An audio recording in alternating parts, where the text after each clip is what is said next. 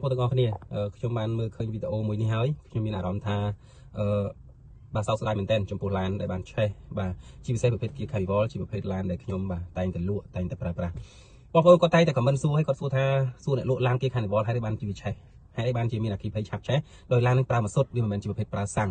បាទពុកម៉ែបងប្អូនទាំងអស់គ្នាករណីដែលមានការឆេះនេះអត់មានអីពិបាកគិតទេពុកម៉ែបងប្អូនកាលណាកែច្នៃខុសបច្ចេកទេសបងប្អូនទៅកែច្នៃដោយមិនបាន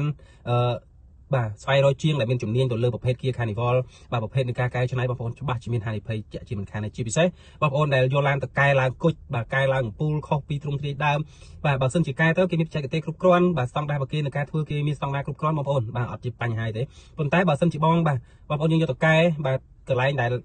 បាទមិនដែលស្គាល់ធ្វើនឹងប្រភេទឡានកូរ៉េបាទមិនស្គាល់ពីបតឡានកូរ៉េមិនស្គាល់អំពីគេហៅថាដុំភ្លើងឡានកូរ៉េបងប្អូនយកទៅឲ្យជាងគាត់យកទៅកែ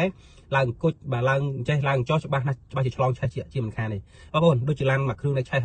នេះអញ្ចឹងបងប្អូនដឹងហេតុអីបានវាឆេះដោយសារអីហ៎ប្រហែលជាគាត់ឡើងគុជបងប្អូនអរគ្នាមិនពិបាកអីច្រើនទេបាទស្រុកខ្មែរយើងនិយាយទូទៅគឺភ្លើងមក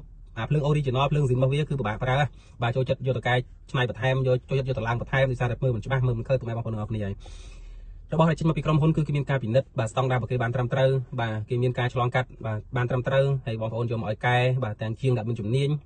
បងប្អូនដូចដុតលុយរាប់ម៉ឺនដុល្លារចោលអញ្ចឹងបាទខ្ញុំបញ្ជាក់ទៀតឡានតកែច្នៃខុសបច្ចេកទេសហើយបងប្អូនត្រៀមចិត្តឲ្យហើយក្នុងការប្រើប្រាស់បាទខ្ញុំបញ្ជាក់ទៀតបើឡានមកសរុបស៊ីនមិនបងប្អូនប្រើតាមដាច់អំពូលបងប្អូនដូរអំពូលចោលអត់ជាបញ្ហាពុកម៉ែបងប្អូនតែបើសិនជាពុកម៉ែបងប្អូនឡើងខុសបច្ចេកទេសហើយបងប្អូនត្រៀមចិត្តឲ្យហើយក្នុងការបើកបរផ្លូវឆ្ងាយទី1ទី2ក៏តែពុកម៉ែបងប្អូនមិនបានឆែកបាទទៅលើប្រព័ន្ធទឹកស្អំបាទជាបញ្ហាដែរបាទទឹកស្អំបងប្អូនបាទឡានម៉ាស៊ូតគឺត្រូវការប្រើទឹកស្អំបាទត្រូវការប្រើទឹកស្អំបានគ្រប់គ្រាន់ហើយទី2បងប្អូនឆែកបាទឲ្យជាងជំនាញគេឆែកបាទ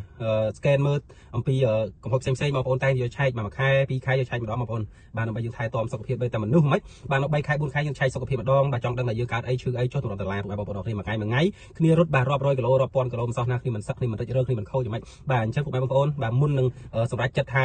កែច្នៃអ្វីមួយបងប្អូនត្រូវតែស្វែងរកជាងដែលមានជំនាញបាទហើយមានប្រកបដោយវិជ្ជាជីវៈច្បាស់លាស់បាទអរគុណច្រើនបងប្អូនគ្នាបាយបាយ